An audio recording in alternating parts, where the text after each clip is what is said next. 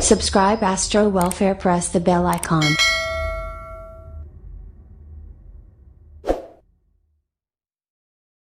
प्रिय भक्तों, माताओं, बहनों, सादर जय श्री कृष्णा।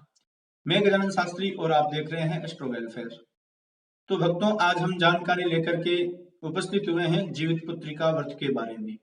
जीवित पुत्रिका व्रत क्या है, इसे कब किया जाता है और क्यों किया जाता है, इसकी कथा क्या है, उसकी जानकारी मैं आपके समक्ष आज रखूंगा। तो हम जीवित पुत्रिका व्रत के बारे में जाने उससे पहले ये जानते हैं कि इस व्रत को क्यों करना चाहिए। इस व्रत को उन माताओं बहनों को करना चाहिए जिन माताओं बहनों की संतान जो है वो मृतसवत्सा पैदा हो रही है, जन्म के साथ ही मृत हो जाती है या जन्म के तुरंत बाद में 1-2 महीने के बाद में संतानें मर जाती हैं, उनके लिए ये विशेष करके व्रत है। और इस व्रत को करने के लिए और भी फायदे हैं। जिन माताओं बहनों को अपने पुत्र की दीर्घायु और स्वस्थ स्वास्थ्य की कामना होती है, उन माताओं बहनों के लिए भी ये जो व्रत है वो करना चाहिए। और कौन माताएं बहनें नहीं चाहेगी कि उनकी जो संतान है, उनकी जो पुत्र हैं, पुत्रियां हैं, वो दीर्घायु और स्वस्थ रहें।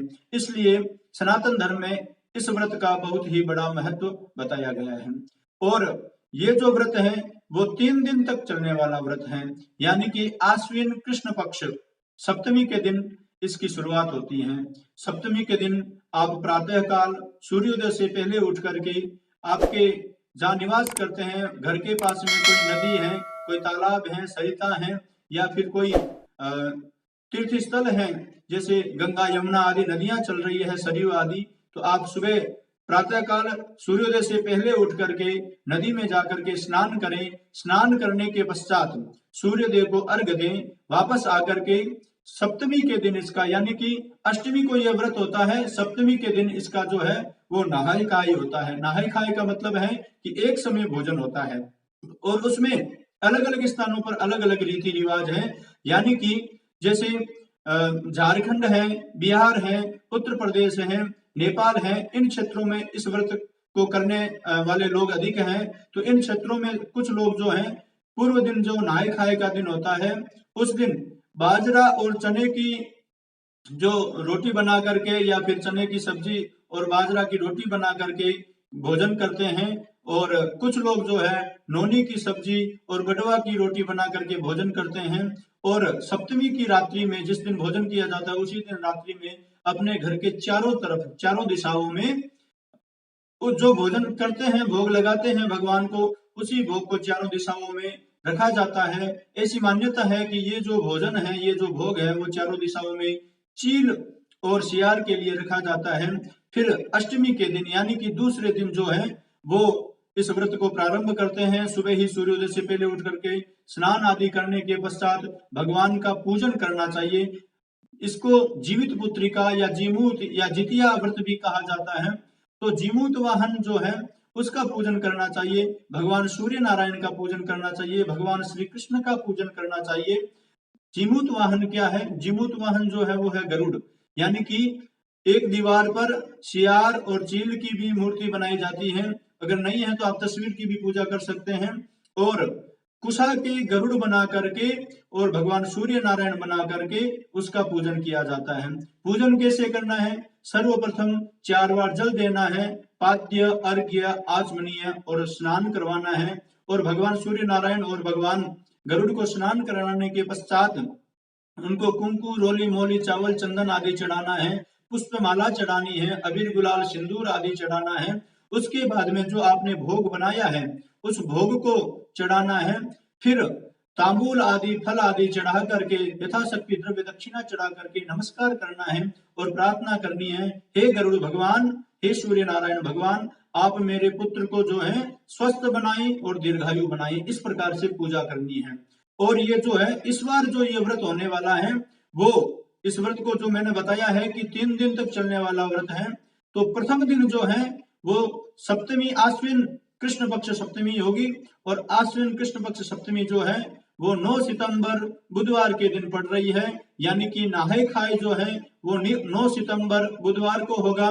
फिर अष्टमी जो है वो 10 सितंबर को पड़ रही है गुरुवार के दिन। उस दिन निराहार और निर्जला रहना है। उस दिन आपको कुशा के गरुड़ बना करके और सूर्य नारायण भगवान को पूजन अर्चन अर्घ्य आदि देना है और पूजन करना है। पूरे दिन निराहार और निर्जला रहना है। फिर 10वीं को इसका पालना करना है, यानी कि 11 सितंबर शुक्रवार के दिन इसका पालना होगा इस बार। और आप सभी इस व्रत का पालन करेंगे तो आपकी जो संतानें हैं, आपके जो पुत्र हैं, पुत्री हैं, संतान हैं, वो दीर्घायु और स्वस्थ रहेगी। अगर आपको मृतवत्सा संतानें पैदा हो रही है या आपके गर्भ संतान में गर्भावस्था अगर नहीं बन रही है तो इसको करने से संतान प्राप्ति होती है, गर्भावस्था की प्राप्ति होती है। और जिनको मृतवत्सा संतानें पैदा हो रही है उसकी बाधा जो है वो स्वतः ही भगवान सूर्य नारायण और गरुड़ की कृपा से दूर होती हैं। और इसकी जो कथा है वो इस प्रकार है। भगवान श्री कृष्ण जब द्वारिकापुरी में निवास कर रहे थे और वो द्वारिका के राजा थे, वहां पर द्वारिका में राज कर रहे थे, उस समय उनके राज्य में एक गरीब और विद्वान ब्राह्मण रहता था। उस गरीब और विद्वान ब्राह्मण के 7 संतान हुई, 7 पुत्र पैदा हुए और 7 ही जन्म के साथ ही मृत हो गए, यानी कि मृतवत्सा संतानें पैदा हुई। तो वो अत्यंत दुखी हुआ ब्राह्मण, और फिर उसने दुखी होकर के भगवान श्री कृष्ण के पास जाकर के कहा, हे प्रभु, हे भगवान, हे श्री कृष्ण, मैं आपके राज्य में निवास करने वाला गरीब ब्राह्मण हूँ। मेरे जीवन में ऐसे क्या पाप कर्म किए हुए हैं जो आप मुझे बताइए। मुझे 7 संतान, 7 पुत्र पैदा हुए और वो जन्म के साथ ही मृत हो गए, मृत्यु को प्राप्त हो गए। तो मुझे इस कष्ट से निवारण करें। आपके राज्य में रह करके एक ब्राह्मण दुखी हो, ये तो एक अनुचित बात है, अनर्थ बात है। भगवान श्री कृष्ण ने ये सुनकर के कहा, ध्यान लगाया तो कहा, हे ब्राह्मण देवता, इस बार आपकी जो संतान पैदा होगी वो 3 वर्ष की होगी। उसकी दीर्घायु के लिए आप जीवित पुत्री का जो व्रत है, आश्विन कृष्ण पक्ष अष्टमी को आने वाला जो व्रत है, पति पत्नी मिलकर के, दंपति मिलकर के आप इस जीवित पुत्री का व्रत को कीजिए। और इस व्रत के प्रभाव से आप सूर्य नारायण भगवान को अर्घ्य आदि दे, प्रार्थना करें, गरुड़ की प्रार्थना करें। इस व्रत के प्रभाव से अवश्य ही आपकी जो संतान है वो दीर्घायु होगी। और उस ब्राह्मण ने भगवान श्री कृष्ण के कहे के अनुसार वैसा ही किया। और जब उन्होंने प्रतिवर्ष 3 वर्ष तक, जब संतान पैदा होने के पश्चात भी वो रेगुलर इसी व्रत को कर रहे थे निरंतर, और उस व्रत को जब कर रहे थे तो एक बार जब संतान की 3 वर्ष संपूर्ण हो गए और यह व्रत आया तो उन्होंने भगवान सूर्य को अर्घ दिया और अष्टमी के दिन, आश्विन कृष्ण पक्ष अष्टमी के दिन यह व्रत किया, जिसे जितिया व्रत कहा जाता है। और कुछ लोग इसे जीमूत वाहन व्रत भी कहते हैं, कुछ लोग इसे जीवित पुत्री का व्रत, जो शास्त्रों में इसका नाम बताया है, संस्कृत में इसका नाम जो है वो है जीवित पुत्री का। तो उन्होंने वो व्रत किया और जैसे ही वो व्रत करके भगवान सूर्य की प्रार्थना कर रहे थे, भगवान सूर्य को अर्घ दे रहे थे, घृणिसूर्याय नमः, इस मंत्र से आपको भी अर्घ देना है। और इस मंत्र से वो ब्राह्मण देवता अर्घ दे करके पूजन कर रहे थे और भगवान सूर्य नारायण से प्रार्थना कर रहे थे, सूर्य देव विनती सुनो, पाऊं दुख अपार, इस उम्र बढ़ाओ पुत्र की कहता बारंबार, उम्र बढ़ाओ पुत्र की कहता बारंबार। इस प्रकार वो भगवान सूर्य से प्रार्थना कर रहा था ब्राह्मण। तभी यमराज वहां पर आए और आकर के उसके प्राण को हरने लगे। जब वो पुत्र को मृत होते हुए देखने लगा ब्राह्मण, तो उन्होंने कहा कि भगवान श्री कृष्ण की जो बात है वो असत्य है। भगवान श्री कृष्ण ने झूठ कहा कि इस व्रत को करने से तुम्हारे जो पुत्र की आयु है वो दीर्घायु होगी, लेकिन मेरे संतान जो है वो मृत होने लगी है। भगवान कृष्ण ने अपनी अपकीर्ति सुनकर के तुरंत सुदर्शन चक्र लेकर के वहां पर उनके पुत्र की रक्षा के लिए प्रकट हो गए। और भगवान श्री कृष्ण को देख करके ब्राह्मण अति प्रसन्न हुआ। भगवान श्री कृष्ण ने कहा कि सूर्य देव ने जो माला दी है वो माला आप यमराज के गले में डाल दीजिए। तो यमराज के गले में जैसे ही ब्राह्मण माला डालने लगा, वैसे ही वो यमराज वहां से व्यथित होकर के, भयभीत होकर के वहां से भाग गए और उनकी छाया वहां पर रही। छाया से शनिदेव भगवान प्रकट हुए। शनिदेव भगवान ने क्षमा याचना की कि हमारे पिताश्री ने जो किया है उसके लिए मैं क्षमा याचना करता हूँ और क्षमा प्रार्थी हूँ। उनकी क्षमा प्रार्थना सुन करके कृष्ण भगवान ने कहा, कोई बात नहीं, यमराज तो अपना ही कर्म कर रहे थे, आप निश्चिंत रहिए और शनिदेव को कहा कि आप जाकर के पीपल में निवास करिए, और उस दिन से भगवान शनिदेव का पीपल में वास हो गया। इसीलिए हम शनिदेव की पूजा पीपल में करते हैं।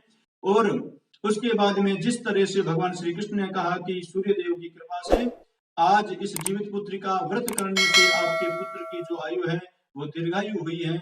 जिस प्रकार भगवान श्री कृष्ण ने, भगवान सूर्य नारायण ने, भगवान गरुड़ की कृपा से उस ब्राह्मण के पुत्र की दीर्घायु हुई, उसी प्रकार आप और हम सब की संतानें भी दीर्घायु रहें, स्वस्थ रहें, ऐसी हम सब कामना करते हैं, भगवान श्री कृष्ण से प्रार्थना करते हैं। तो ये थी इस जीवित पुत्रिका व्रत की कथा।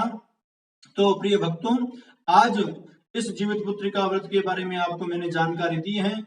अवश्य ही ये जानकारी आपके लिए लाभकारी होगी, और आपको अगर ये जानकारी अच्छी लगे तो आप इस वीडियो को लाइक करें। इस वीडियो में आपको कुछ और जानकारी चाहिए, अन्य किसी व्रत के बारे में, या ज्योतिषीय कोई जानकारी चाहिए, या सनातन धर्म के बारे में कोई जानकारी चाहिए, तो आप नीचे कमेंट करके पूछ सकते हैं। और हमारी जो वेबसाइट है www.astrowelfare.com, आप उसमें जाकर के भी संपूर्ण जानकारी जो है समय समय पर पा सकते हैं।